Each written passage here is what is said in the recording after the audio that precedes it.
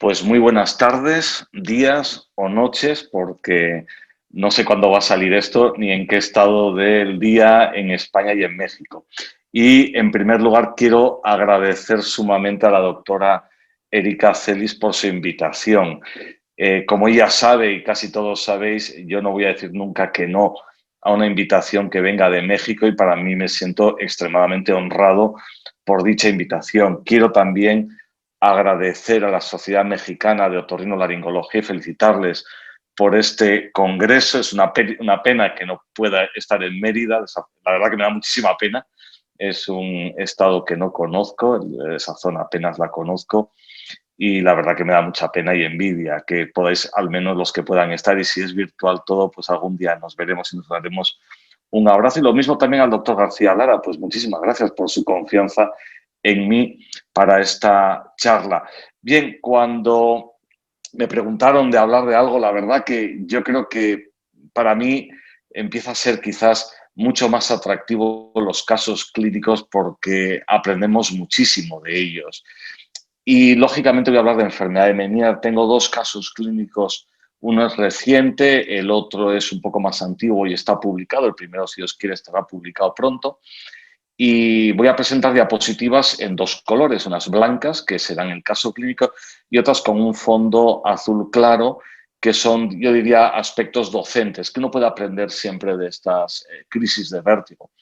En general, en una crisis de vértigo de un paciente con una enfermedad de Meniere, para mí es muy importante no dar todo por cierto o por sabido. Las crisis son extremadamente heterogéneas, son un verdadero microcosmos de la enfermedad.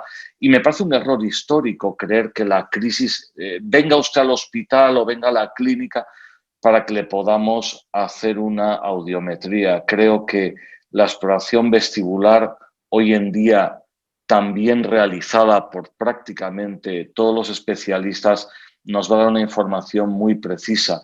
Y de hecho, yo creo que el desconocimiento de lo que podemos hacer en urgencias lleva a que se publiquen artículos como este, que para mí me parece que es uno de los artículos, uno de los errores más tremendos que se han publicado en los últimos años, con un comentario de excluir una recomendación en contra de la exploración vestibular en la enfermedad de Meniere. Por Dios, es que me parece que es como negar la radiología a un paciente que tiene una neumonía, vamos, exactamente tal cual. Me parece un error tremendo, un desconocimiento, con lo cual, por favor, lean artículos con visión crítica, pero este es un artículo que tiene un error tremendo. Bien, a este primer caso clínico le he llamado "no es oro todo lo que reluce", es un dicho muy universal. Este es un señor, un varón de 70 años, que yo conozco desde hace unos 3 años aproximadamente, y ocurre todo esto una tarde de viernes 5 de febrero de este año. Yo estaba pasando consulta con un colaborador, un residente del Hospital Universitario de Móstoles, Antonio Moreno, que es parte también de colaborador en este caso clínico. Este es un paciente que conozco desde hace 3 años, como os decía, que lleva una semana muy mala. Lleva una semana en la cual ha presentado 3 crisis, 4 crisis de vértigo muy intensas. El paciente se encuentra muy inestable y mareado entre medias de estas crisis. De hecho, no adelanta para nada una vez que se acaba la crisis. Y toda esta semana se caracteriza para él por una sensación muy alta de presión en el oído derecho, así como un acúfeno mucho más alto en el oído derecho. Y él no puede decir si oye menos. Es un paciente que no dice, realmente me ha bajado la audición, ¿no? Él percibe la presión y el acúfeno. ¿Cuáles son sus antecedentes personales? Bueno, pues es un señor con un cierto riesgo vascular. Él no tiene alergias medicamentosas conocidas. Está diagnosticado una diabetes mellitus tipo 2, una dislipemia y una hiperuricemia. Todo esto está en tratamiento médico. Hace 11 años tuvo un síndrome coronario agudo con elevación del ST que llevó a un diagnóstico de infarto agudo anterior de un solo vaso. Le colocaron un stent farmacoactivo y ha evolucionado muy bien con sus controles médicos. En el 2016 sufrió una pancreatitis severa que le llevó a estar 2 meses hospitalizado en la UCI, más otros 2-3 meses en el hospital. Y entre sus antecedentes quirúrgicos mencionaron apendicectomía, amigdalectomía, un quiste, pero sobre todo algo que le motivó esos 2 meses de UCI en el 2016, que fue una cirugía de drenaje y limpieza en el contexto de la pancreatitis severa. Y revisando la historia clínica muy en detalle, estoy seguro, vamos, estamos todos seguros, que él no recibió ningún tratamiento ototóxico en ningún momento. ¿Cuáles son sus antecedentes otoneurológicos? Ya sabemos de qué paciente estamos hablando, pero la enfermedad otoneurológica es muy reciente y, como muchísimos pacientes dicen, es muy limitante para él. Hay una pérdida de audición de inicio súbito en el oído derecho en el 2017, en el mes de mayo, con acúfeno, que va seguido muy rápidamente a lo largo del verano por episodios de vértigo. Él menciona 3 episodios intensos de vértigo, perdón, 2 episodios muy intensos en el 2017 y posteriormente en el 2018. Son crisis de vértigo intensas, espontáneas, no tienen componente posicional, son claramente espontáneas, como he dicho. Tiene una prominente sintomatología vegetativa y duran hasta 2 horas, pero muy, muy violentas. La verdad que el paciente menciona que esas 2 horas las pasa muy mal. De hecho, si vemos los antecedentes personales, que él nos diga que algo es peor de todo lo que ha pasado, pues tiene que darnos la relevancia de este cuadro clínico.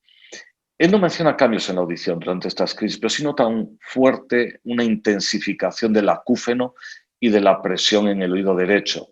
Para nada cefalea, fotofobia ni fonofobia y tampoco otros signos de alteración supuestamente autoinmune o como puede ser enrojecimiento ocular, molestias en faringe, en los ojos ni sequedad en la boca.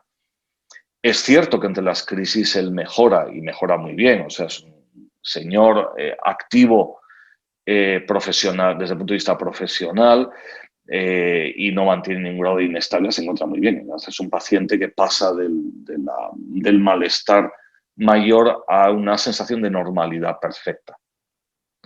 Bien, en este sentido, recordar que la enfermedad de Meniere, yo voy a dar por supuesto que este paciente tiene una enfermedad de Meniere, ¿de acuerdo?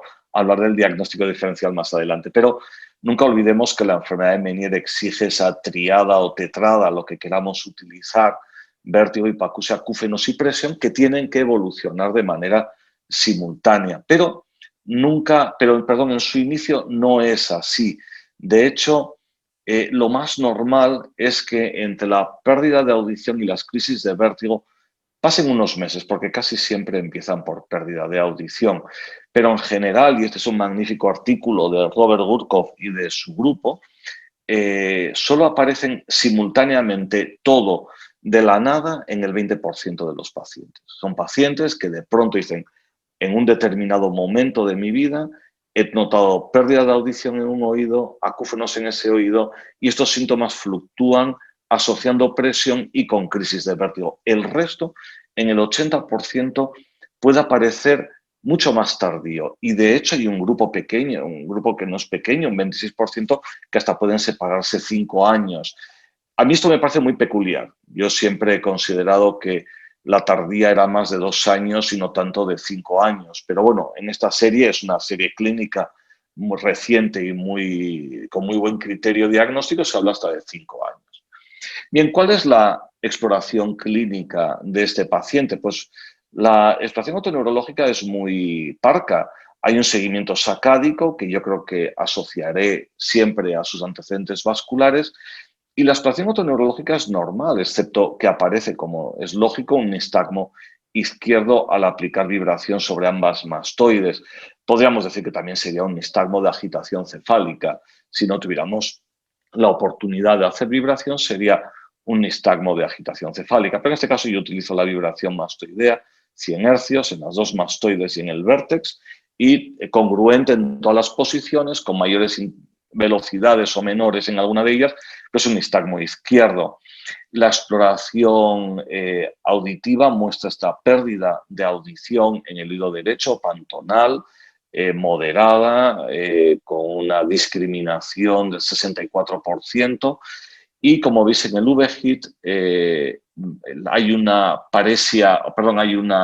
déficit en la funcionalidad del canal semicircular posterior derecho, con una reducción en la ganancia que señalo con el puntero que podéis ver y sacadas de refijación cover o encubiertas y algunas más bien tardías, más bien over, ¿de acuerdo? Por tanto, a esta ganancia le doy valor. Insisto, en los canales verticales es patológico cuando la ganancia es inferior a lo normal y hay sacadas de refijación. Y para asegurar esto, miramos el coplanar, el superior izquierdo es normal, ¿de acuerdo? No hay ninguna anomalía. Por tanto, estamos haciendo los impulsos bien. El izquierdo superior, que es normal. El posterior derecho, que es hipofuncionante con sus sacadas de refijación. ¿Qué ocurre en los potenciales vestibulares? Bien, aquí arriba, y rodeo nuevamente con el láser, hay una asimetría interaural del 45%, el derecho es inferior.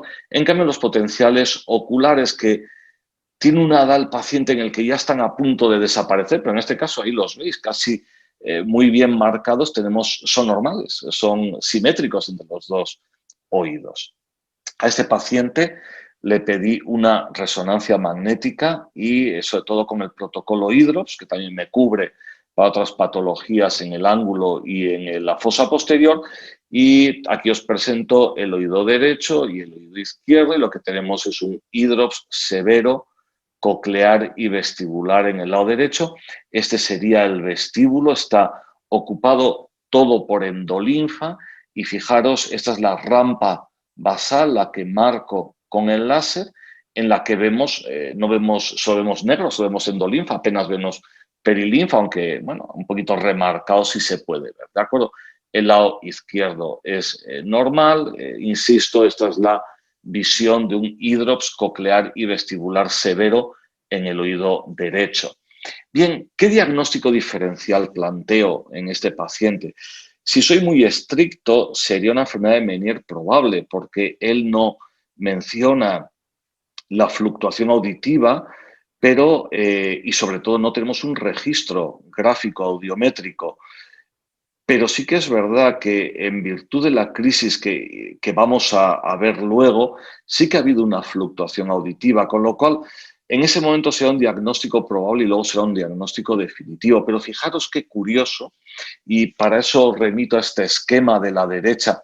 Podríamos pensar en una lesión vascular inicial que desencadena una enfermedad de Meniere. La verdad que a priori podría ser, he estado tentado en todo momento de ello, porque fijaros en esta rama, esta es una representación gráfica bastante precisa de la vascularización del oído interno. Tenemos la arteria coclear común, que nos va a dar una rama coclear y una rama vestibular posterior al final, y cómo la rama vestibular posterior irriga la mácula del sáculo, el canal semicircular posterior y la porción más basal de la cóclea, lo cual sería perfectamente congruente con una lesión en el canal semicircular posterior que tenemos aquí abajo, una disfunción también en la mácula del sáculo, una asimetría como la que tenemos en los potenciales cervicales y una pérdida de audición quizás en agudos o pantonal más que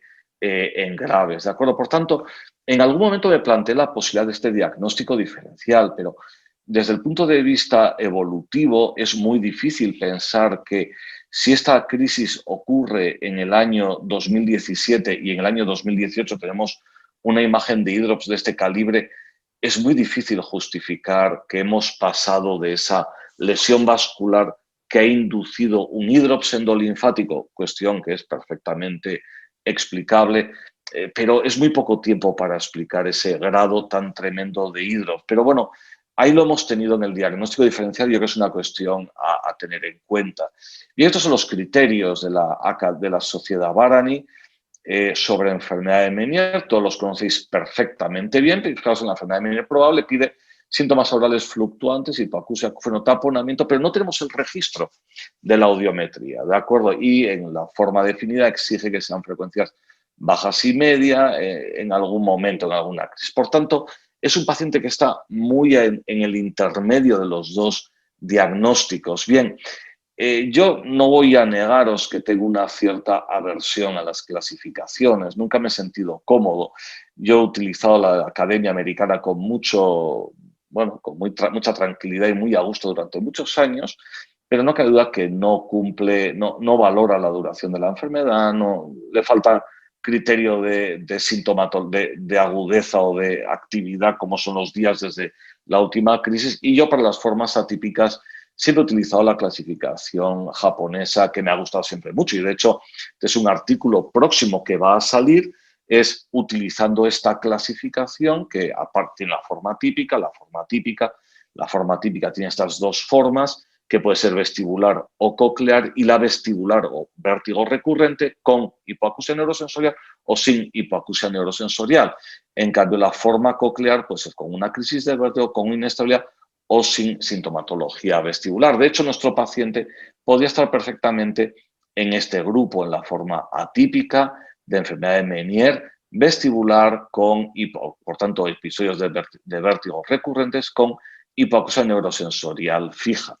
Fijaros, y este es un artículo que estará para salir ya, es nuestro, en este caso tenemos el índice de IDROPS en estos pacientes. Bueno, pues los pacientes con enfermedad atípica, vestibular, con hipoacusia neurosensorial fija, que son estos, fijaros la cantidad de ellos que tienen IDROPS coclear severo, en negro, o vestibular, o moderado y leve, coclear y vestibular. Estamos hablando de casi el 60% de los pacientes tienen algún grado de IDROPS. Por tanto, bueno, no sé si cumple criterios muy estrictos de Meniere o no, pero estamos en estas dos, en una de estas dos, ¿de acuerdo? Yo insisto, al final se la enfermedad de Meniere. Bueno, cuando veo a este paciente en el 2018, le mando un tratamiento con diuréticos, acetazolamida y ya está, y sin más. Tiene muy buena evolución y el hombre se encuentra también en diciembre que suspende el tratamiento. Yo utilizo la acetazolamida porque que es un gran inhibidor de la anhidrasa carbónica. No voy a entrar en el mecanismo farmacológico porque esto queda muy bien decir que todos lo recordamos, pero yo creo que todos lo tenemos que mirar de vez en cuando en los libros. Pero bueno, indudablemente la revisión sistemática de los diuréticos, esta es magnífica también.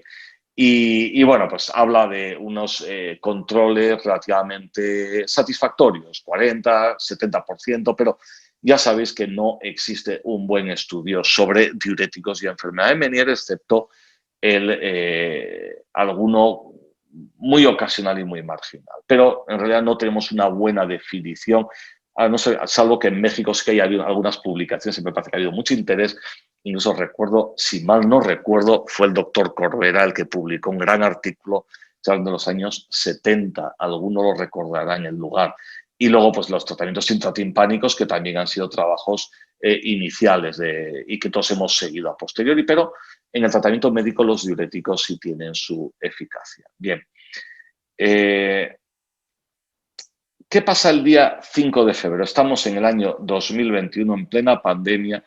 Nos ubicamos otra vez, son las 6:15 de la tarde de un viernes, yo estoy pasando consulta y el hombre aparece acompañado de su esposa en plena crisis, lo trae en una silla de ruedas, en fin, está hecho un desastre. Yo le insisto, no noto cambio en la audición, va vomitando, en fin, bueno, la historia clínica es complicada. ¿Qué espero yo? Cuando veo un paciente de estos, yo intento ponerme en prevención. ¿Qué va a pasar? Si es una enfermedad de Meniere, yo voy a ver un tipo de nistagmo que va a cambiar. Y esto es lo característico de la enfermedad de Meniere. Las crisis de vértigo aportan o manifiestan un nistagmo que va a mostrar unos cambios en horas o en minutos. De hecho, hay una forma que puede ser un nistagmo inicial irritativo, esto es que bate hacia el lado sintomático, en este caso sería un nistagmo derecho, que pasado unas horas se convierte en un nistagmo izquierdo. Y hay una forma, diríamos para mí más frecuente, pero más difícil de encontrar, que es esta en la que hay una fase muy inicial de nistagmo irritativo, dura unos minutos muy poquitos, se convierte luego en un nistagmo parético que se prolonga y luego vuelve a ser irritativo. Y estos son los que solemos ver en consulta.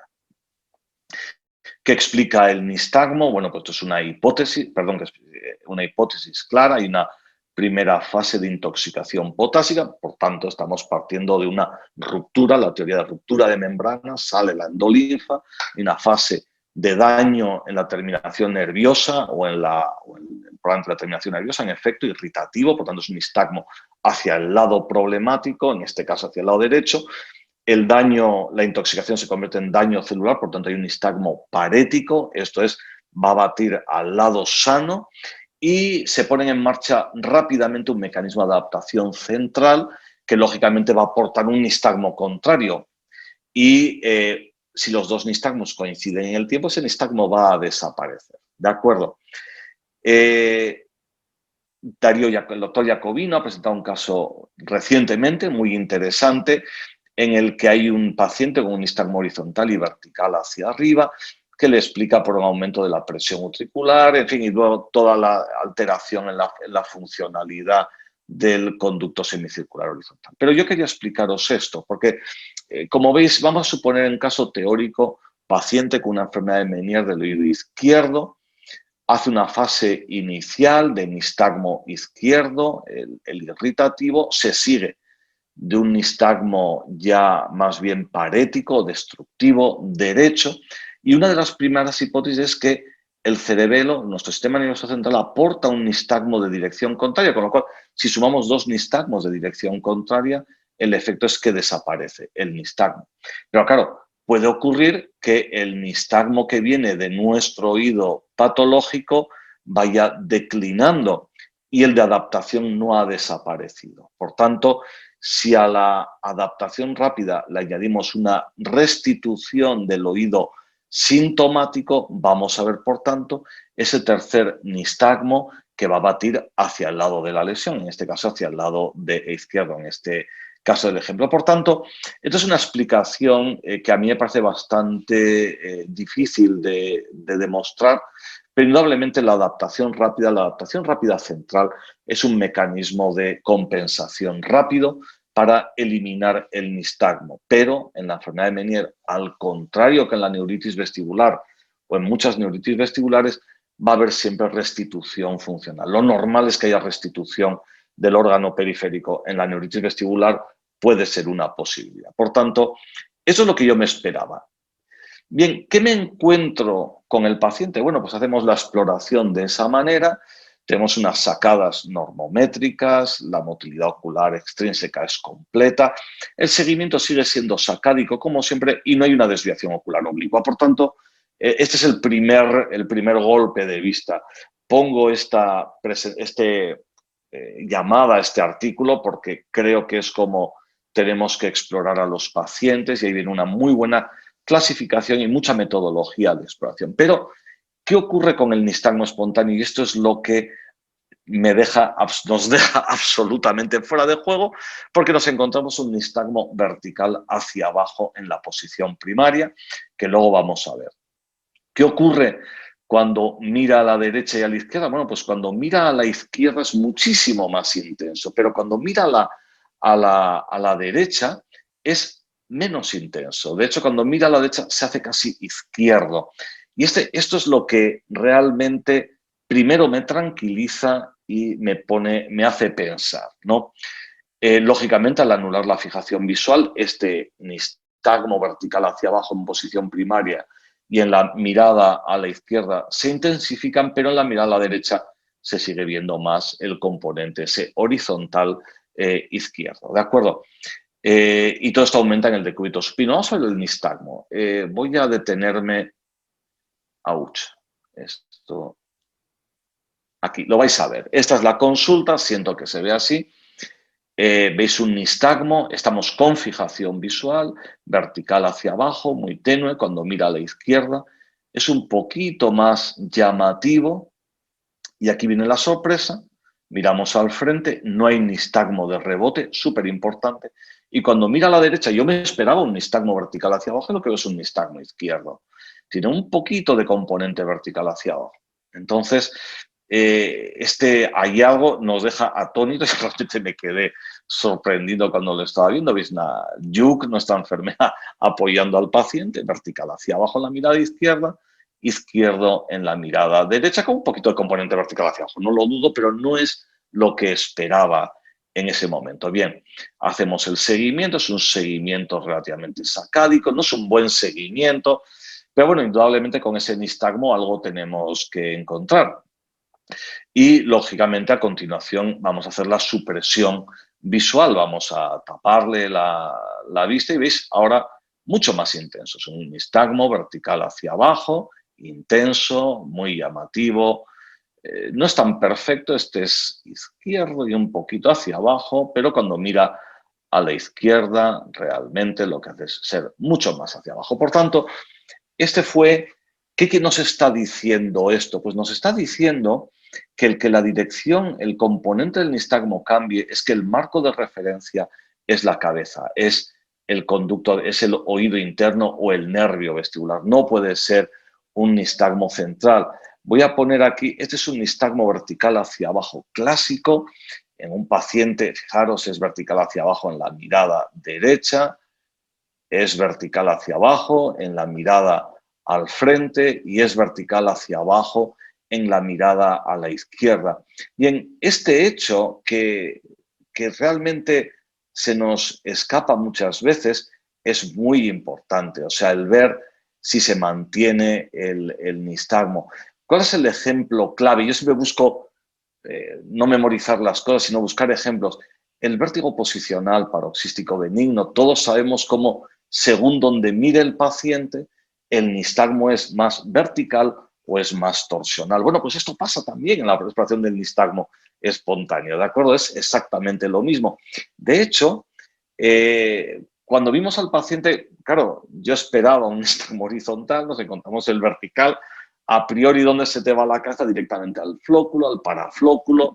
Una lesión cerebelosa nos va a inducir, por la pérdida de la inhibición, el núcleo vestibular superior, digamos, una estimulación facilitada al músculo recto superior y una inhibición, un aumento de la inhibición del recto inferior, con lo cual el nistagmo se va a producir hacia arriba, la fase lenta es hacia arriba y el ojo va a caer hacia abajo. Su nistagmo va a ser vertical hacia abajo. Eso es lo que me planteaba, pero claro, en cuanto hago esa valoración inicial me encuentro que no, probablemente no sea central.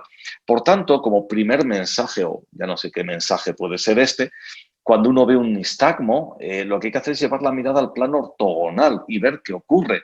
Por ejemplo, si es un nistagmo vertical, hay que llevar la mirada derecha e izquierda. Si sigue siendo vertical, casi seguro es central. Pero si se hace horizontal, pensar que probablemente no sea central. Y lo mismo en el caso del nistagmo horizontal, cuando la mirada se lleva arriba y abajo y cambia la dirección y deja de ser horizontal y pasa a tener un cierto componente vertical, estamos ante un nistagmo de origen periférico. Pero funciona de una manera estricta en el caso del nistagmo vertical. Bien, y esta es la publicación del doctor David C., que explica muy bien todo esto. Bien, con lo cual el paciente se hace más interesante.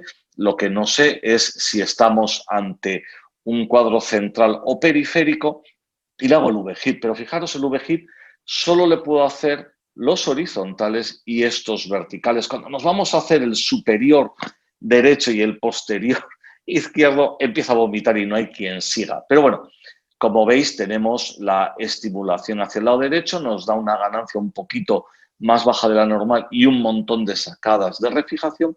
Y cuando hacemos hacia el lado izquierdo, lo que tenemos es una ganancia en el valor normal, pero estas espigas hacia abajo. Este es el nistagmo espontáneo izquierdo, ¿de acuerdo? Cuando giras la cabeza a la izquierda, el ojo se va a la derecha y aparece ese nistagmo espontáneo izquierdo.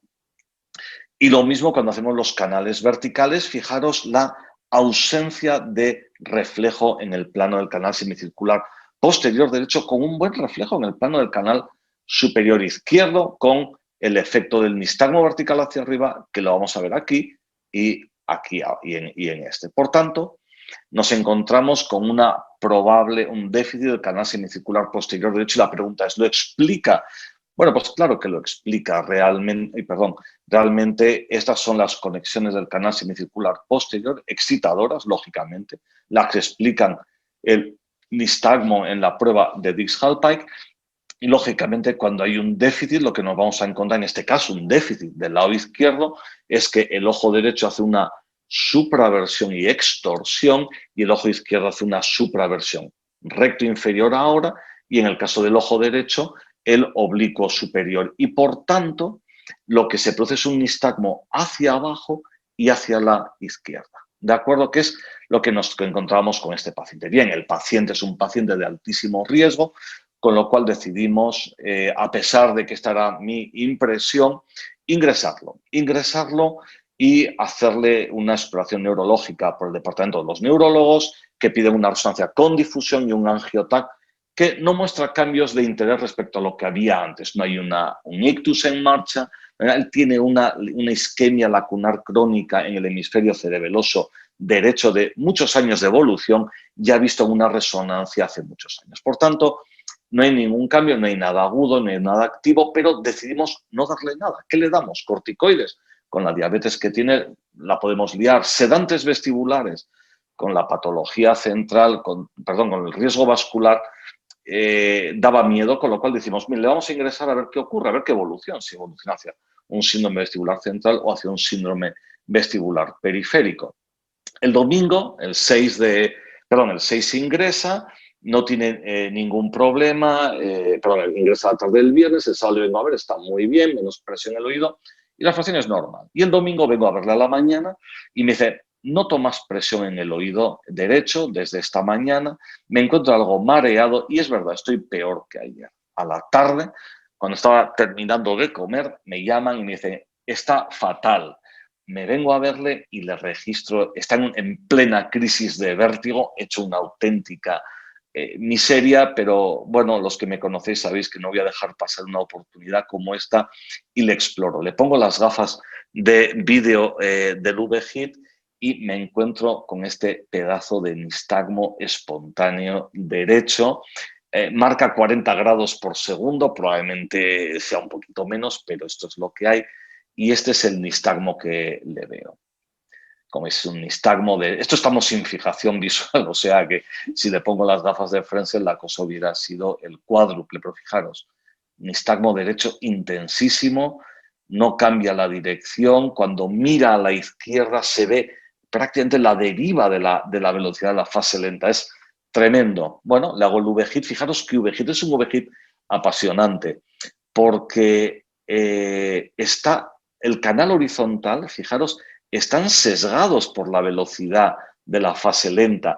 La fase lenta izquierda hace que se vea la línea de base de velocidad ocular aquí abajo. En cambio, en el caso del registro del lado derecho está aquí arriba. Esto es lo que podríamos llamar para los viejos del lugar una preponderancia direccional, ¿de acuerdo? Y ahora vemos que es el superior derecho el que está fuera de juego, el posterior derecho parece que está bien. Por tanto, bueno, esto sigue, pasa un poquito después, baja la velocidad, cambia un poquito el V-HIT, pero fijaros, se nos queda, en este caso, el canal semicircular superior un poquito fuera de juego, ¿no? Por tanto, bueno, en este momento, vuelvo a deciros, le dimos un diazepam y nada más, o sea, no hicimos mucho más que esto. Sí que estaba tomando ondansetron, por si le dimos un ondansetron, pero solo hicimos lo menos posible. Es un señor muy colaborador, la verdad que a veces no somos buenos nosotros, sino que son buenos nuestros pacientes. Voy el lunes a verle, está mejor, la exploración es normal, las sacadas son normométricas, el seguimiento es normal. Y en este momento que me encuentro, pues un nistagmo espontáneo izquierdo de segundo grado. Esto es, ha cambiado la exploración. Hemos pasado del derecho, del nistagmo irritativo de la tarde del domingo a un nistagmo destructivo en la mañana del lunes. Y esta es la exploración. Estamos los dos mismos. Parece que no hemos cambiado, pero en realidad son 3 días después. No está de noche y ya está. No nevaba en Madrid ese día. Quedaros con fijación visual. Está viendo bastante bien. Hay un pequeño nistagmo izquierdo y cuando le ponemos la fijación visual, le quitamos la fijación visual y mejora un poquito. Por tanto, tiene un nistagmo espontáneo izquierdo de muy pequeño grado. ¿Cuál es el V-HIT en este momento? Pues fijaros, este es. normal todo, volvemos a encontrar el posterior un poquito en el límite con sus sacadas, pero ya no van a aparecer aquí. Esto no es nistagmo espontáneo, esto es un pequeño déficit en el posterior. El horizontal es prácticamente normal, pero muchas de estas sacadas son nistagmo espontáneo izquierdo, como el primer día, lo vemos aquí, y los superiores se han normalizado. Le hacemos una audiometría esa mañana, está todo más tranquilo y me interesa llamar la atención al lado derecho. En el lado derecho vemos un nistagmo, vemos una leve mejoría auditiva y los potenciales vestibulares prácticamente no han cambiado, vuelven a su sitio. Bien, le tratamos con dexametasona intratimpánica. Yo no podía ofrecerle otra cosa y le dije, esto es un desastre, lleva una semana así. Él vino el viernes con miedo al fin de semana y con buena razón vino y le hago un tratamiento con solo una instilación de dexametasona intratimpánica a la mitad de la dosis que utilizo. Yo utilizo 23 miligramos mililitro y pedimos que nos la diluyeran a la mitad. Por tanto, eran 11,5 miligramos por mililitro. Esto es el lunes y el martes, día 9, el paciente se encuentra mejor, pero se nos descontrola la glucemia. Esto es un hecho que me gustaría, con el que creo que voy a terminar. Este es un artículo que yo publiqué hace años en el que a una paciente diabética, cada vez que le poníamos una dexametasona intratimpánica, le disparábamos el azúcar. Cuando está publicado, y vuelvo a lo mismo, cuidado con lo que leemos y lo que hacemos.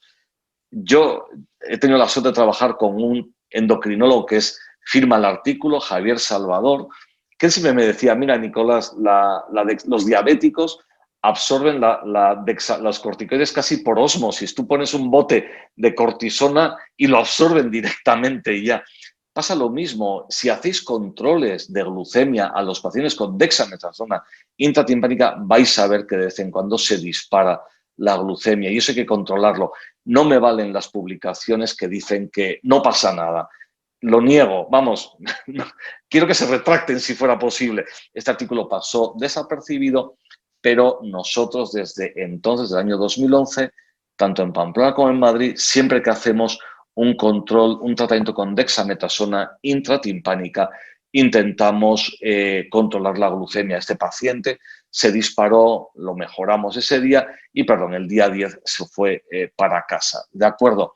Él es un paciente que para mí ha sido un paciente muy complejo estos días por la explicación del nistagmo y además lo sorprendente fue ver dos tipos de crisis muy diferentes entre ellas, dos crisis realmente limitantes, pero con una extracción vestibular absolutamente dispar, sin ninguna ayuda en la audiometría, por tanto, hay que hacer exploración vestibular en los pacientes en crisis, no hay que hacer solo la audiometría, es lo menos relevante, bueno, lo menos relevante es tan relevante, o quizás para mí a veces puede ser menos relevante, hay que controlarlos, puedes ver dos crisis totalmente diferentes, este paciente seguro que pasa crisis de cada tipo durante su vida. El tratamiento con dexametasona intratimpánica fue fenomenal, de hecho ha pasado 1 mes y medio y el hombre se encuentra muy bien, no ha vuelto a tener una crisis de vértigo, volvimos a retomar el diurético, esto es verdad y ya creo que no se lo va a quitar en los próximos 100 años y bueno, está muy bien. Y bueno, con esto termino, tenía otro caso clínico, pero soy tan aburrido que este caso clínico está publicado. Está publicado en esta revista, es una... no me acuerdo, Case Reports in Otolaryngology, es del año 2015, y es también un caso clínico con un nistagmo horizontal, pero con un déficit en el canal semicircular superior, pero es más complejo de explicar y os dejo, me gustaría invitaros a que lo leyerais en la bibliografía, está en Open Access, con lo cual no supone ningún problema. Y termino con esto, porque me pidieron que fuera relativamente breve. A mí me cuesta mucho ser breve, pero no voy a seguir más allá por si se diera caso al turno de preguntas o si estáis aburridos vais a tomar el café virtual. Y nada, pues muchísimas gracias. Espero que disfrutéis del congreso en la medida posible, al menos que sea científicamente lo más positivo para todos. En los congresos se aprende mucho. Lo mismo que en las crisis de los pacientes. Y nada, pues nuevamente mil gracias a la doctora Celis, al doctor García Lara, toda la Sociedad Mexicana de Otorrinolaringología, la verdad que me encantaría estar con vosotros para daros un abrazo.